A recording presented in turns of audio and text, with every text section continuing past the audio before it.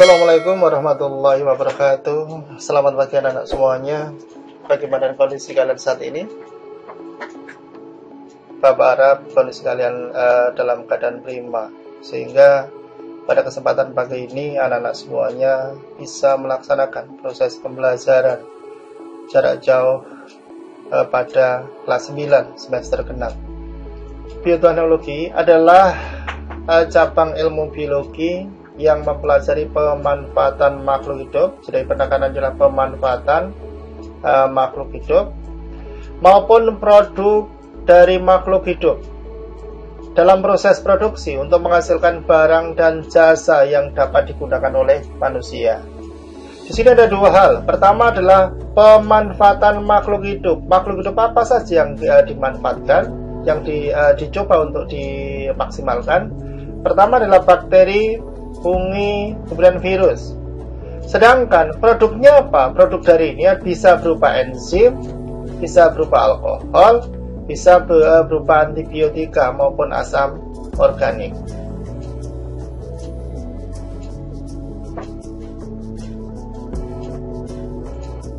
Kita bicara bioteknologi, maka sebenarnya kita akan berbicara tiga hal.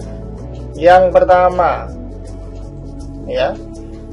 adalah bioteknologi dan perkembangannya. Kemudian yang kedua, penerapan bioteknologi dalam kehidupan sehari-hari. Kemudian yang ketiga adalah dampak penerapan dan pengembangan bioteknologi.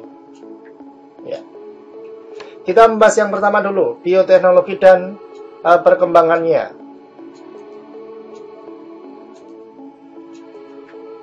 Asal kata bioteknologi itu ada dua, yaitu pertama adalah bio, ini bio.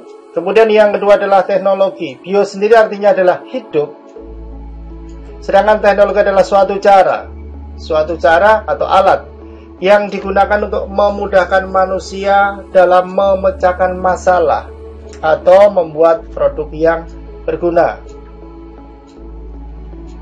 Perkembangan bioteknologi itu diawali dari penemuan hasil fermentasi dari Louis Pasteur yang melakukan fermentasi dengan melibatkan mikroorganisme.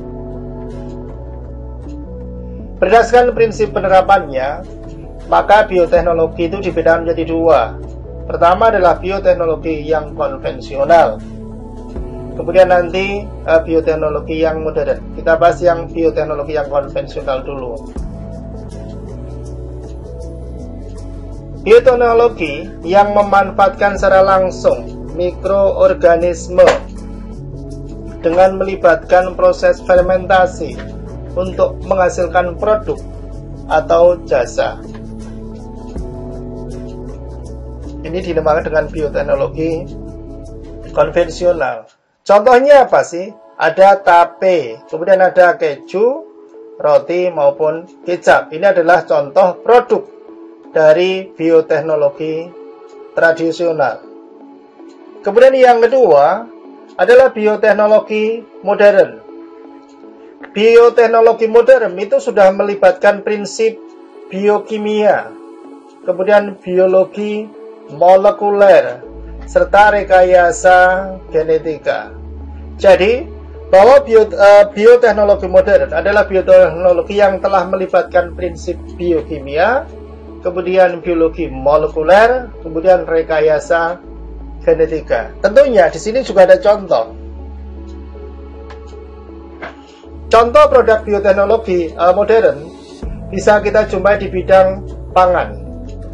Contohnya apa? Ini tentang antifusu, kemudian semangka tanpa biji, kemudian lagi jagung hibrida, pepaya California. 4 ini adalah contoh bioteknologi modern.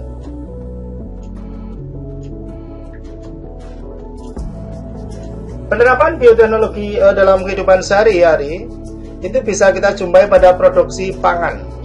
Ya, bisa kita jumpai di sini. Contohnya apa sih?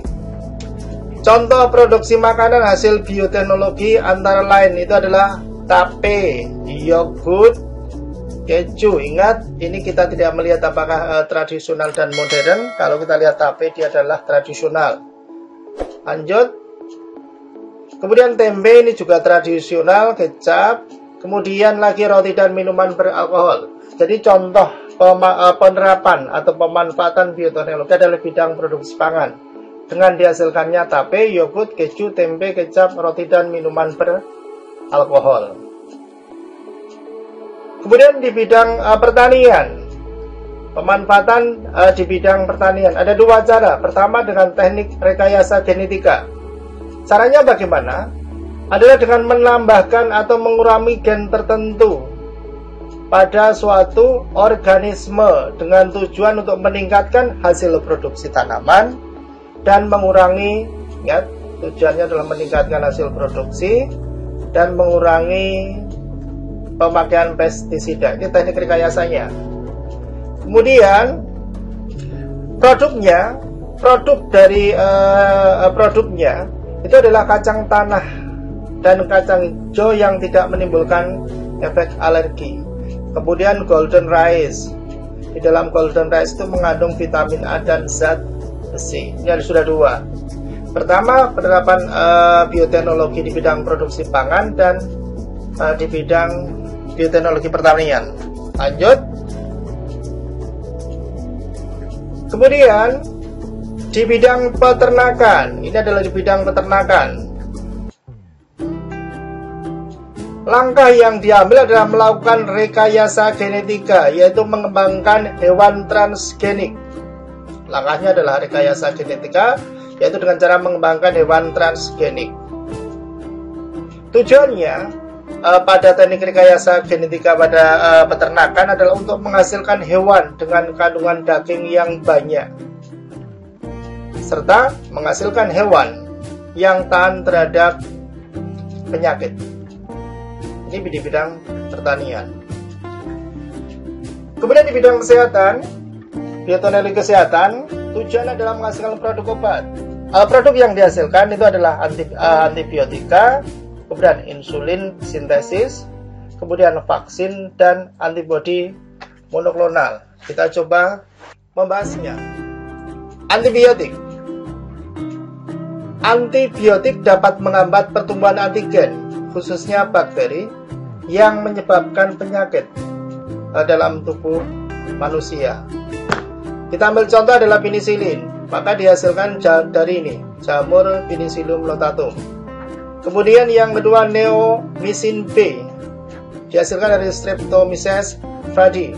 Kemudian streptomycin dihasilkan dari Streptomyces griseus. Kemudian fumigillin adalah hasil dari Aspergillus fumigatus. Yang kedua adalah insulin sintetis atau biasa kita sebut dengan istilah humulin. Insulin dihasilkan oleh kelenjar pankreas yang berfungsi untuk mengubah glukosa menjadi energi, dan ini semua diedarkan ke seluruh tubuh. Kemudian produksi insulin dilakukan dengan mengambil DNA yang mengkode hormon insulin di dalam sel pankreas. Kemudian direkomendasikan di dalam vektor, kemudian dimasukkan ke dalam bakteri E. coli. Dan bakteri E. coli ini mampu menghasilkan hormon insulin. Jadi bakteri E. coli mampu menghasilkan hormon insulin. Nah, hormon insulin yang dihasilkan oleh bakteri E. coli kemudian dimurnikan dan dikemas untuk diberikan ke pasien.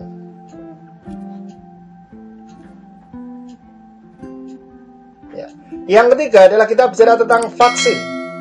Vaksin dihasilkan dari bakteri dan virus yang telah dilemahkan dengan tujuan untuk menjaga sistem imunitas tubuh atau sistem kekebalan tubuh. Antibodi monoklonal adalah antibodi yang spesifik untuk satu jenis antigen yang dihasilkan dari satu jenis sel limfosit B yang merupakan kloning dari sel induk. Untuk menghasilkan antibodi monoklonal, tikus atau kelinci diimunisasi dengan antigen tertentu. sehingga sel limfosit tikus atau kelinci akan mengenali antigen tersebut dan akan membentuk antibodi. Kemudian sel hibridoma diseleksi dan dikultur sehingga dapat banyak dihasilkan antibodi. Antibodi dimurnikan dan dikemas untuk terapi. Bioteknologi lingkungan diterapkan dengan bioremediasi yang melibatkan bakteri, yaitu Pseudomonas, untuk menguraikan polutan yang mencemari lingkungan. Jadi bakteri yang bisa menguraikan polutan adalah Pseudomonas. Bakteri dapat memecah molekul minyak menjadi karbon dioksida. Pemanfaatan bioteknologi pada forensik atau bioteknologi forensik digunakan untuk menginvestigasi suatu kejahatan atau tindak kriminal dengan teknik fingerprinting atau sidik DNA. Kita lanjut ke yang ketiga, dampak penerapan dan pengembangan bioteknologi. Ada 3 dampak. Pertama adalah dampak terhadap lingkungan, yang kedua dampak terhadap kesehatan, yang ketiga adalah dampak terhadap sosial dan ekonomi. Dampak terhadap lingkungan.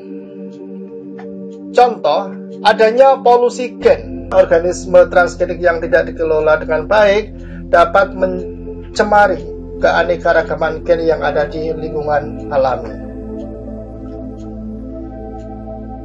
Yang kedua adalah dampak terhadap kesehatan.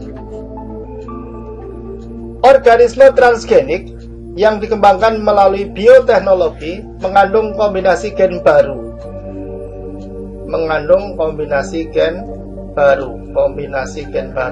Dikhawatirkan jika dikonsumsi manusia dapat memicu penyakit pada beberapa orang yang sensitif terhadap zat tertentu. Satu contoh, produksi tanaman kedelai transgenik,